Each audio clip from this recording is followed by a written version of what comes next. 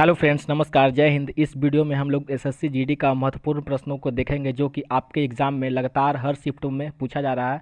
तो इस वीडियो में हम लोग उन्हीं प्रश्नों को देखेंगे जो कि आपके एग्ज़ाम के लिए बेहद ही इंपॉर्टेंट होने वाला है। तो आप लोग वीडियो को पूरा देखिएगा और लास्ट में कमेंट करके ये ज़रूर बताइएगा कि आपका कितना क्वेश्चन सही हुआ। तो चलिए वीडियो को शुरू करते हैं। देखिए पहला प्रश्न क्या है। पहला प्रश्न है, मौर्य वंश का अंतिम शासक कौन था। मौर्य वंश का अंतिम शासक कौन था, ये आपको बताना है। तो इसका आंसर होगा बृहदर्थ जो था वो मौर्य वंश का अंतिम शासक था। और इसके साथ आप ये भी याद रखिएगा कि मौर्य वंश की स्थापना किसने की थी। तो मौर्य वंश की स्थापना की थी चंद्रगुप्त मौर्य ने।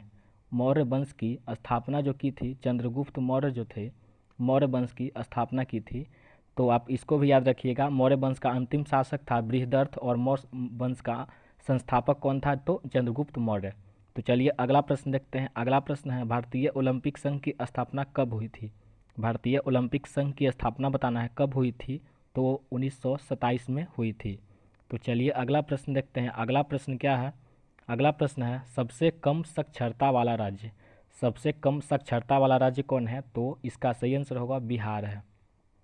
फिर चलिए अगला प्रश्न की ओर देखते हैं। अगला प्रश्न क्या कहता है। तो अगला प्रश्न कहता है, निम्नलिखित में से 1950 संविधान लागू होते समय क्या शामिल नहीं था। क्या शामिल नहीं था, तो मौलिक कर्तव्य जो था वो शामिल नहीं था।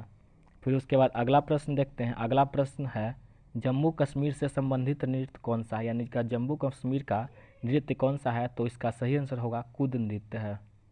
उसके बाद देखिए अगला प्रश्न क्या है। अगला प्रश्न है, बस्तर विद्रोह कब हुआ। बस्तर विद्रोह जो है कब हुआ, ये आपको बताना है। इसका सही आंसर होगा 1910 में हुआ। उसके बाद देखिए अगला प्रश्न क्या पूछा है। अगला प्रश्न पूछा है, सुप्रीम कोर्ट की स्थापना कब हुई। तो कब हुई, अक्टूबर 1927, यानी कि अक्टूबर में हुई। और कब हुई, 1927 को ही। उसके बाद अगला प्रश्न क्या है। अगला प्रश्न है, स्थिरता के साथ विकास कौन सी पंचवर्षीय योजना का उद्देश्य था। स्थिरता के साथ विकास कौन सी पंचवर्षीय योजना का उद्देश्य था।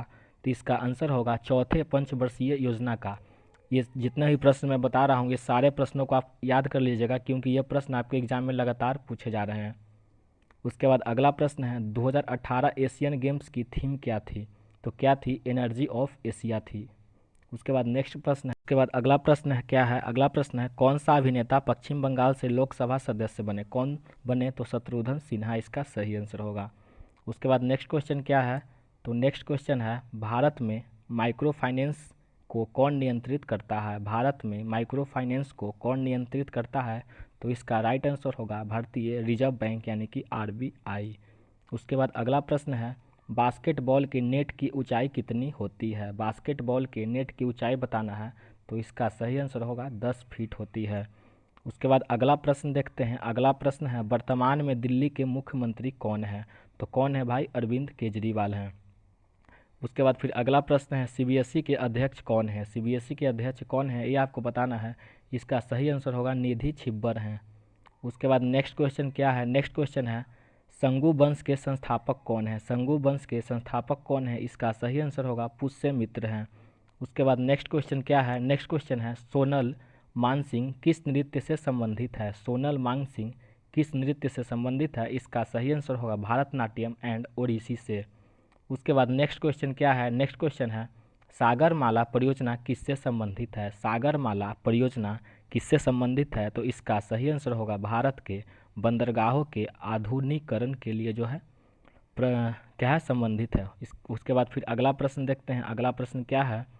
तो अगला प्रश्न है, सोडियम को किस में रखा जाता है। सोडियम जो है उसको किस में रखा जाता है, तो इसका सही आंसर होगा केरोसिन में जो है रखा जाता है।